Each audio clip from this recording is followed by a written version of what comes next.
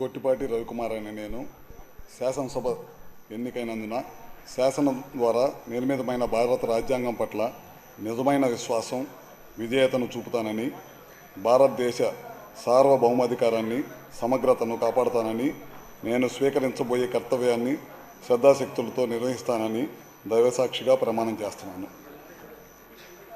ఆంధ్రప్రదేశ్ శాసనసభ్యుడైన అనే నేను సభ నియమాలను కట్టుబడి ఉంటానని, వాటిని అనుసరిస్తానని, సభా మర్యాదలను పాటిస్తానని, సాంప్రదాయాన్ని గౌరవిస్తానని దైవసాక్షిగా ప్రమాణం చేస్తున్నాను.